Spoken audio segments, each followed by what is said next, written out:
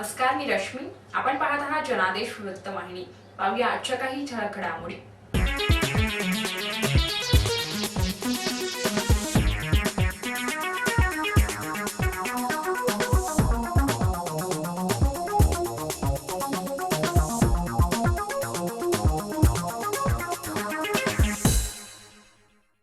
वैद्यकीय क्षेत्रात आता नवनवीन आधुनिक शस्त्रक्रिया येत आहेत. अशीच एक आधुनिक शस्त्रक्रिया असलेल्या बॅरियाट्रिक व मेटाबॉलिक सर्जरीवरील कार्यशाळेचे आयोजन क्रीड फाउंडेशनच्या वतीने येत्या 8 जानेवारी 2015 रोजी नागपूर येथे करण्यात येणार आहे. 5 विभिन्न देशांमधील विभिन्न शिक्षण केंद्रांची ही शिक्षण केंद्रे संलग्न केली जाणार आहेत.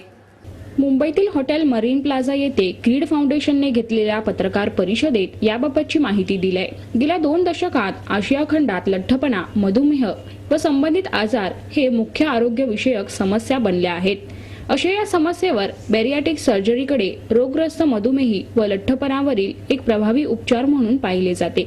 या सर्जरीमध्ये शरीरातील आतड्यांचा आकार कमी करून मनुष्यास तंदुरुस्त केले जाते.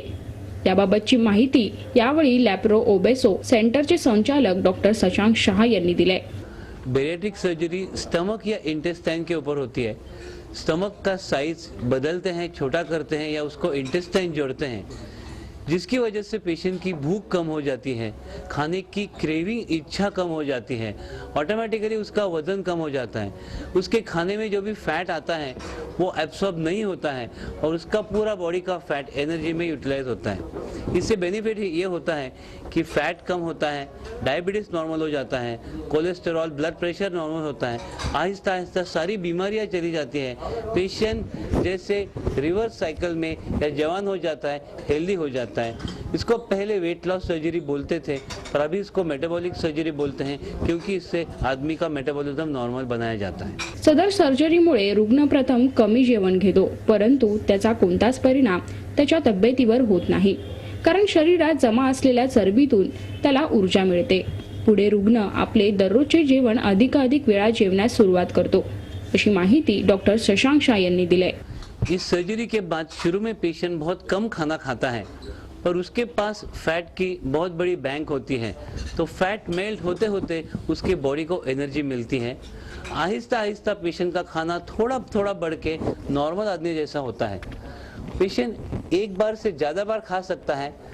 ज़्यादातर हमने देखा है 10 साल में प्रोटीन हम Indian patients vegetarian non vegetarian सब मेंटेन करते हैं, पर कुछ पेशेंट्स को विटामिन B12 विटामिन D का सप्लीमेंट या एक मल्टीविटामिन की गोली जरूर लेनी पड़ती है. भारतात या सर्जरीबाबत कमी लोकांना माहिती आहे, त्यामुळे फक्त 0.1% रुग्णच याचा वापर करीत आहेत.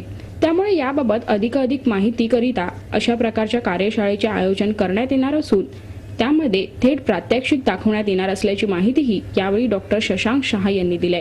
इस सर्जरी के बारे में अगर बोलें तो लेस देन 0.1% डिजर्विंग पेशेंट्स को ये ट्रीटमेंट मिलती है, क्योंकि इसका अवेयरनेस अभी भी बहुत कम है.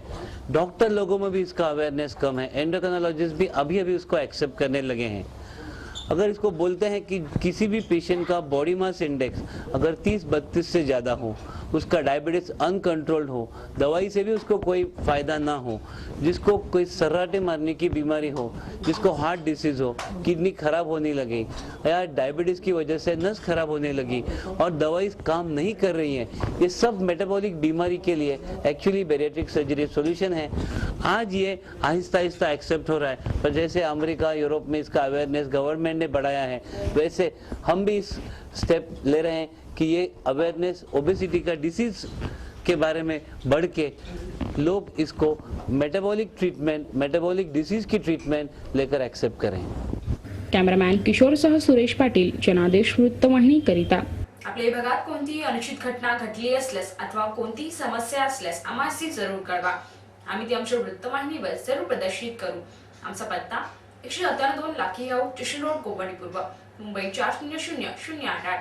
आमचा दूरध्वनी क्रमांक 64131216 किंवा 9322870153.